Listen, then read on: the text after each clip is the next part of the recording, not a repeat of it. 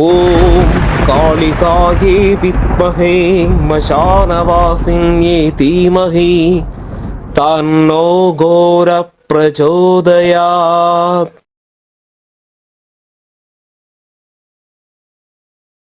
வணக்கம் ஆன்மீக நண்பர்களே. மலையாள மாந்திரிக முறையில நாம என்ன பார்க்க போறோம்னா, உச்சிஷ்ட மகா யக்ஷினியுடைய மந்திரம் தான் நம்ம பார்க்க போறோம். இந்த மந்திரத்துக்கு தியானமும் இங்க கொடுக்கப்படும். அந்த முறையான விதியில நம்ம செய்தா அந்த மந்திர சித்தி கிடைக்கும். அந்த விதியை தான் நம்ம பார்க்க போறோம். அதுக்கு முன்னாடி இந்த சேனலை சப்ஸ்கிரைப் பண்ணாதவங்க தயவு செய்து சப்ஸ்கிரைப் பண்ணுங்க. உங்களுக்கு பிடித்திருந்தா லைக் பண்ணுங்க, ஷேர் பண்ணுங்க. நம்மளோட வீடியோ உங்களுக்கு முதல்ல வந்து சேர்றதுக்காக கீழே காணுற பெல் பட்டனை நீங்க ப்ரெஸ் பண்ணுங்க. இந்த உச்சிஷ்ட யக்ஷி தேவி நம்ம உபாசனை பண்றதுனால நமக்கு வந்து இந்த அஞ்சனம் தயாரிக்கிறது, அதே மாதிரி குறி சொல்லறது, கனவுல வந்து இந்த தேவதை நடக்க போற காரியங்களை சொல்லி கொடுக்கறது, அதே மாதிரி அஷ்டகர்மங்கள் வசியம், ஆகர்ஷணம், மோகனம், அந்த மாதிரி உள்ள அஷ்டகர்மங்கள் செய்யறது, இந்த எல்லாமே இந்த மந்திரம் நம்ம சித்தியாக்கனா கண்டிப்பா செய்ய முடியும். இந்த தேவதையை நம்ம சித்தி பண்றதுக்கு காளி பூஜை செய்யறது ரொம்ப ரொம்ப நல்லது. ஒரு நாள் ஒரே நாள் காளி பூஜை செய்துட்டு நம்ம ஸ்டார்ட் பண்ணலாம் இந்த மந்திரத்தை. அப்ப இந்த மந்திரம் பண்றதுக்கு எப்படி செய்யணும்னா, இந்த முறை அது நம்ம ஒரு இலப்ப மரத்தோட பலகை நம்ம எடுத்துக்கணும். இலப்ப மரத்தோட பலகையை நம்ம எடுத்து அதுலதான் இருந்து நம்ம பண்ணணும். செவந்த ஆடை தான் நம்ம யூஸ் பண்றது. செவந்த பட்டு விரிச்சு அது மேல ஒரு கும்பம் வைத்து, கும்பம் வைக்கிறது நான் முன்னாடி சொல்லியிருக்கேன், அந்த கும்பம் வைத்து அதுலதான் இந்த உச்சிஷ்ட யக்ஷினி தேவதையை நம்ம ஆவாகனம் பண்றது. தனிப்பட்ட முறையில தான் செய்யணும். அந்த ரூம்ல வேற சாமிகள் ஒண்ணுமே இருக்கக்கூடாது. இந்த ஒரு தேவதை மட்டும்தான் இருக்கணும். இந்த மந்திரம் செய்யற அளவுல, அதாவது ஒரு 41 நாள் கறி மீன் இதெல்லாம் சாப்பிடக்கூடாது. நீங்க தப்பான உறவுகள் உங்களுக்கு இருக்கக்கூடாது. நீங்க அந்த சாமி கூடயே இருக்கிறீங்க, இந்த 41 நாள் நானும் சாமி கூட தான் இருக்கிறேங்கள முழு நம்பிக்கை உங்களுக்கு வேணும். அந்த மாதிரி சுத்தமா நீங்க இருக்கணும். சாப்பாடு கூட ஒரு வேளை தான் இது சரிக்கு விதியா சொல்லுது. இந்த காலத்துல நம்ம ஒரு நேரம் சாப்பிட்டு செய்யறது ரொம்ப கஷ்டமா இருக்கும். அதனால நீங்க 2 நேரம் சாப்பிடலாம், தப்பு கிடையாது. அப்போ இந்த தேவதைக்குள்ள படையில நான் அதையும் சொல்லிடுறேன். பால் பாயசம் முதல் நாள்ல வைக்கிறது, பால் அந்த மாதிரி உள்ளது, பால் பஞ்சாமிரதம் வைக்கலாம், நமக்கு பால் பாயசம் வைக்கலாம், பழங்கள் வைக்கலாம், அதிரசம் வைக்கலாம், இந்த இனிப்புள்ள கடலை மிட்டாய் அது கூட வைக்கலாம், தப்பு கிடையாது. கரும்பு வைக்கலாம். அந்த மாதிரி உள்ள பொருட்கள் எல்லாம் நம்ம பிரசாதமா வச்சுக்கணும். அது மாதிரி வாசனா திரவியங்கள் அங்க வேணும்.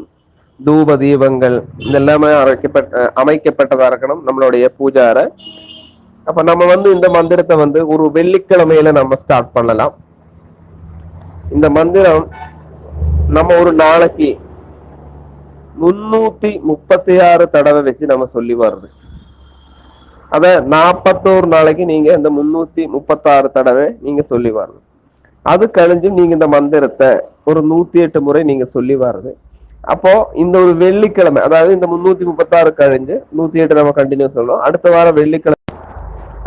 வார வெள்ளிக்கிழமையில இதே மந்திரம் சொல்லி இலப்ப மரத்தோடைய சமதை நம்ம வாங்க கிடைக்கும். அந்த சமதையை வாங்கி நமக்கு ஹோமம் பண்ணணும். இலப்ப மரத்தோட சமதை, எள்ளு அதுல போடலாம்.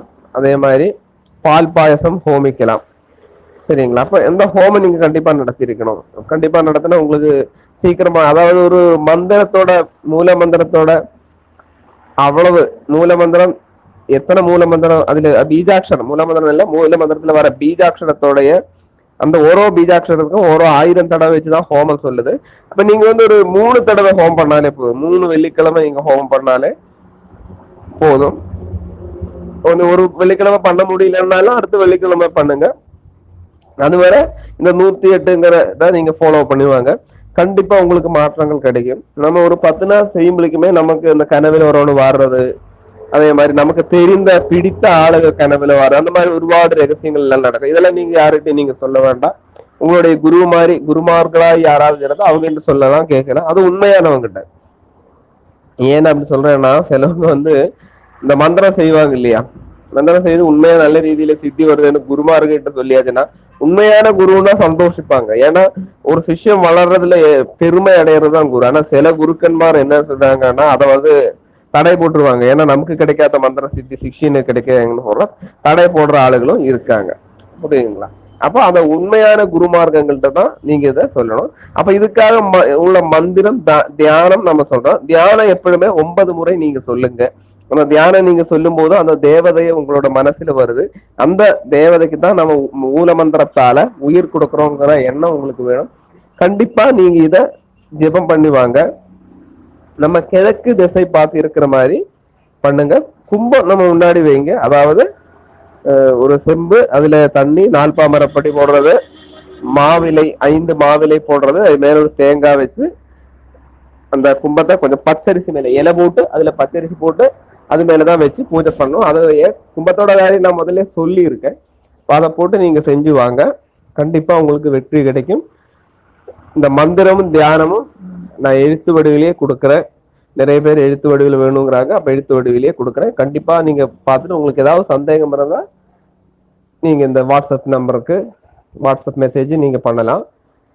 கண்டிப்பா இந்த மந்திரம் பண்ணதுனால குறி சொல்ற காரணத்தினாலும், அதே மாதிரி அஞ்சனம், மை வித்தகள் அந்த மாதிரி பண்றது, வசிய கர்மங்கள் பண்றது எல்லாமே இந்த உச்சிஷ்ட மகா யக்ஷி மந்திரத்தால உங்களால முடியும்.